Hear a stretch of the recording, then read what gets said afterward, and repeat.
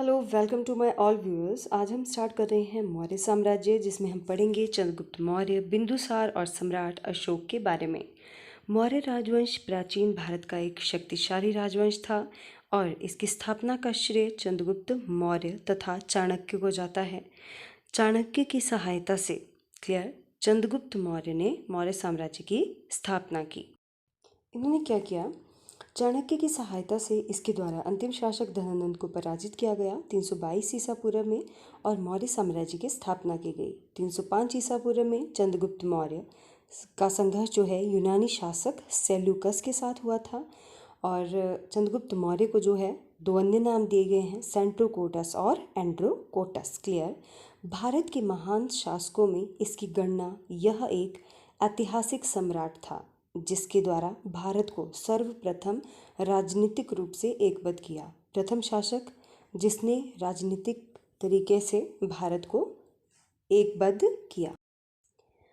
अगला है, इसके शासनकाल में मेगास्थनीज ने पाटलिपुत्र में रहते हुए इंडिका पुस्तक की रचना की। तो इसके शासनकाल में कौन आया? मेगास्थनीज, चंद्रगुप्त मौर्य के शासनकाल में। मुद्रा राक्षस में इसके लिए वृषल तथा कुलहीन जैसे शब्दों का प्रयोग किया गया है। प्रथम जैन संगीति का नेतृत्व इसके द्वारा पाटलिपुत्र में किया गया। अंतिम समय में चंद्रगुप्त जैन सन्यासी भद्रबाहु के साथ श्रवणबेलगोला कर्नाटक पहुंचा। चंद्रगुप्त अपने अंतिम समय में श्रवणबेलगोला कर्नाटक में और चंद्रगिरी पर्वत पर चंद्रगुप्त नगरी बसाई, जहां 297 ईसा पूर्व लंबे समय तक उपवास के कारण इसकी मृत्यु हो गई। तो आपने ये भी टाइमिंग याद रखनी है, 297 ईसा पूर्व। अगला आता है, अर्थशास्त्र की रचना चाणक्य के द्वारा की गई और चाणक्य के अन्य नाम भी पूछे जाते हैं, तो वो आएंगे विष्णुगुप्त और कौटिल्य। जो ये अर्थशास्त्र है उसमें किसका वर्णन किया गया है? तो इसमें राजनीतिक नीतियों का वर्णन किया गया है।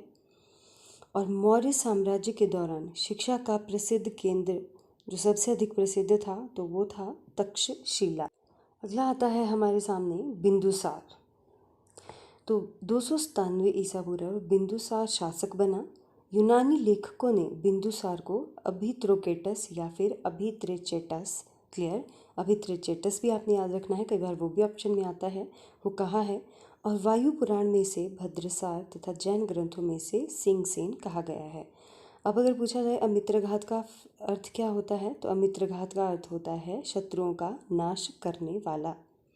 इसके शासनकाल में तक्षशिला में 2 विद्रोह हुए, जिसका दमन करने के लिए पहली बार अशोक और दूसरी बार जो है वो किसको भेजा था? सुषेण को भेजा गया। पे कौन से क्वेश्चन हो गए? बिंदुसार शासक कब बना? 297 में।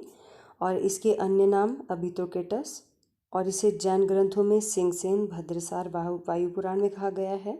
अमित्रघात का अर्थ अगर पूछा जाए तो शत्रुओं का नाश करने वाला। ठीक है। तक्षशिला में विद्रोह में पहली बार अशोक और दूसरी बार सुषेण को भेजा गया। मैंने रिपीट इसलिए करा दिया ताकि आपको पढ़ते पढ़ते ही ये एकदम माइंड में सेट हो जाए। फिर ये आपके बिंदुसार के 2 क्वेश्चंस हैं। बिंदुसार को किस संप्रदाय का अनुयायी था? तो बिंदुसार आजीवक संप्रदाय का अनुयायी था। और इसकी मृत्यु कब हुई? तो बिंदुसार की मृत्यु 273 ईस्वी के लगभग हुई। नेक्स्ट वन हम पढ़ेंगे अशोक के बारे में। अशोक ने अपने शासनकाल में, क्योंकि सबसे ज़्यादा क्वेश्चन जो मौर्य साम्राज्य से बनते हैं तो वो बनते हैं आपके अशोक के शासनकाल से। ओके, तो अशोक, यद्यपि इसने 273 ईसा पूर्व में सिंहासन प्राप्त कर लिया था, परंतु 4 साल गृह युद्ध में रत रहने के कारण, मतलब होता है बिजी रहने के कारण, इसका वास्तविक राज्याभिषेक जो है 269 ईसा पूर्व में करवाया गया। यानी कि 4 साल बाद जो है इसका राज्याभिषेक हुआ था। ईसा पूर्व जो है बैकवर्ड में चलता है आपका। राज्याभिषेक से पहले ये क्या था? राज्याभिषेक से पहले उज्जैन का राज्यपाल था। राज्याभिषेक के 7 वर्ष बाद कश्मीर और खैतान के अनेक क्षेत्रों को इसने अपने साम्राज्य में मिला लिया। इसकी माता का नाम पूछा जाए तो सुभद्रांगी था। अशोक के भाब्रू अभिलेख में बौद्ध ग्रंथों का उल्लेख किया गया है। और सांची स्तूप का निर्माण जो है वो भी किसके द्वारा किया गया? अशोक के द्वारा करवाया गया। तो मैक्सिमम क्वेश्चन देखो यहाँ से कितने सारे रिपीट होंगे। 4 साल बाद इसका राज्याभिषेक, या ऐसा पूछा जाए पहला राज्याभिषेक कब हुआ या वास्तविक राज्याभिषेक कब हुआ, तो आपको वो दोनों में डिफरेंस पता होना चाहिए, है ना। नेक्स्ट वन है हमारे सामने 8वीं वर्ष इसने क्या किया? 8वें वर्ष 261 ईसा पूर्व में अशोक ने कलिंग पर आक्रमण किया, ठीक है। और जिसने कलिंग पर आक्रमण किया वहाँ पे इसने क्या किया? उसे जीत लिया। इसका उल्लेख अशोक के 13वें शिलालेख में मिलता है। और आपको पता है 13वें शिलालेख में कलिंग युद्ध का वर्णन है। और इसमें क्या हुआ? रक्तपात की नीति के कारण जो नरसंहार हुआ था, उसके बाद अशोक ने युद्ध की नीति को सदा के लिए त्याग कर बौद्ध धर्म को अपना लिया। और इससे पहले अगर पूछा जाए ये क्या था, तो ये ब्राह्मण धर्म का मतानुयायी था। अशोक ने बौद्ध धर्म की दीक्षा जो है ये किस बौद्ध भिक्षु से प्राप्त की थी? तो ये की थी इन्होंने उपगुप्त से प्राप्त। और बौद्ध धर्म के प्रचार प्रसार के बाद इसने क्या किया? अपने आप जब इसने दीक्षित हो गया, प्रचार प्रसार के बाद अपने पुत्र महेंद्र और पुत्री संघमित्रा को बौद्ध धर्म के प्रचार प्रसार के लिए श्रीलंका भेजा। 10वीं वर्ष बोध गया तथा 20वें वर्ष लुम्बिनी की यात्रा की। और मध्यम को बौद्ध धर्म के प्रचार के लिए हिमालय भेजा गया। अशोक के शिलालेख ब्राह्मी, ग्रीक, अरमाइक तथा खरोष्ठी लिपि में उत्कीर्ण है, जबकि स्तंभलेख पूछा जाए तो प्राकृत भाषा में। शिलालेख ब्राह्मी, ग्रीक, अरमाइक और स्तंभलेख प्राकृत भाषा में दिए गए हैं। शाहबाजगढ़ी तथा मानसेहरा के शिलालेखों की लिपि खरोष्ठी है। 1837 ईस्वी में जेम्स प्रिंसेप ने अशोक के शिलालेखों को पढ़ने में सफलता प्राप्त की। अशोक को उसके शिला अभिलेखों में धम्म कहा गया है। कल्हण की राजतरंगिणी के अनुसार अशोक ने श्रीनगर की स्थापना की। नेक्स्ट है मौर्य साम्राज्य का पतन। बृहद्रथ मौर्य वंश का अंतिम शासक था, जिसकी हत्या उसके ब्राह्मण सेनापति पुष्यमित्र शुंग ने 150 ईसा पूर्व में की थी। और इसके पतन के मुख्य कारण अन्य थे। ब्राह्मणों की प्रतिक्रिया सबसे पहला कारण आता है। वित्तीय संकट, अति केंद्रित शासन, योग्य उत्तराधिकारियों का अभाव होना, उत्तर पश्चिम की उपेक्षा, ये सारे के सारे इसके पतन के कारण थे। और मौर्य साम्राज्य का अंत हो गया। अंतिम शासक आपको याद रखना है बृहद्रथ। क्लियर? तो अब आते हैं हम वस्तुनिष्ठ प्रश्नों पर। सांची स्तूप का निर्माण किसने किया था? अकबर, हुमायूं, अशोक, नरसिंह। तो ये किया गया अशोक के द्वारा। नेक्स्ट वन है अशोक के किस अभिलेख में बौद्ध ग्रंथों का उल्लेख किया गया है? कलिंग, धौली, भाब्रू, जौगढ़। तो यहाँ पे कहा क्या पढ़ा आपने? भाब्रू में। क्लियर? अगला क्वेश्चन है आपके सामने, अशोक के शिलालेख पर किस लिपि का प्रयोग किया गया था? ब्राह्मी, देवनागरी, गुरुमुखी, संस्कृत। तो यहाँ पे क्या आएगी? ब्राह्मी। अगला है कलिंग युद्ध के पश्चात सम्राट अशोक ने किस धर्म को अपनाया? जैन, बौद्ध, हिंदू, सिख। तो आंसर क्या आएगा? बौद्ध धर्म को अपनाया था। चाणक्य किसके प्रमुख सलाहकार थे? बाबर, चंद्रगुप्त मौर्य, अकबर, कौटिल्य। तो ये थे चंद्रगुप्त मौर्य के।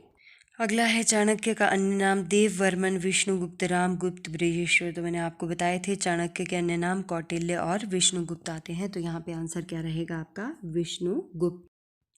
अशोक को बौद्ध धर्म में दीक्षित किया गया किसके द्वारा? तो ये चाणक्य, उपगुप्त, रामगुप्त या फिर अकबर। तो किसके द्वारा किया गया था? उपगुप्त ने जो है इन्हें बौद्ध धर्म की दीक्षा दी। मौर्य वंश का अंतिम सम्राट कौन था? चंद्रगुप्त, अशोक, बृहद्रथ, शतधवन। तो मौर्य वंश का अंतिम शासक था बृहद्रथ। कलिंग युद्ध का विवरण किसके द्वारा मिलता है? ह्वेनसांग के विवरण द्वारा, रुमिनदेग के स्तंभलेख द्वारा, 13वें शिलालेख द्वारा, प्रथम शिलालेख द्वारा। तो कलिंग युद्ध का वर्णन किसमें है? 13वें शिलालेख द्वारा। कौटिल्य के अर्थशास्त्र में किस पहलू पर प्रकाश डाला गया है? आर्थिक जीवन, राजनीतिक नीतियाँ, धार्मिक जीवन या फिर सामाजिक जीवन। तो यहाँ पे क्या किस चीज़ का वर्णन दिया गया है उसमें? कौटिल्य के अर्थशास्त्र में राजनीतिक नीतियों का वर्णन। अगला है निम्न अभिलेखों में से किस में अशोक का नामोल्लेख हुआ है? अहरोरा में, गुर्जरा में, ब्रह्मगिरी में, सारनाथ में। तो यहाँ पे आंसर रहेगा आपका गुर्जरा में। अगला है अभिलेखों में किस शासक का उल्लेख प्रियदर्शी, देवनाम प्रिय के रूप में किया गया है? अशोक, चंद्रगुप्त मौर्य, समुद्रगुप्त या हर्षवर्धन। तो देवनाम और प्रियदर्शी जो है ये नाम दिया गया है अशोक को। चंद्रगुप्त ने अपने अंतिम दिन कहाँ गुजारे? काशी, पाटलिपुत्र, उज्जैन या श्रवणबेलगोला? तो उसने अपने अंतिम दिन कहाँ गुजारे थे? श्रवणबेलगोला में। वहीं उसकी मृत्यु भी हो गई, है ना। नेक्स्ट, मौर्य वंश के तत्काल बाद किस वंश ने आकर मगध राज्य पर शासन किया? सातवाहन वंश, नंद वंश, कण्व वंश, शुंग वंश? तो किसने किया था? शुंग वंश ने, है ना। मौर्य काल के दौरान शिक्षा का प्रसिद्ध केंद्र निम्न में से कौन था? उज्जैन, वल्लभी, नालंदा, तक्षशिला? तो ये था Takshashila. Hope you all like the video. If you like the video, do like, share and subscribe my channel and keep supporting, and don't forget hit the bell button for new notification. Thank you so much friends. Have a nice day.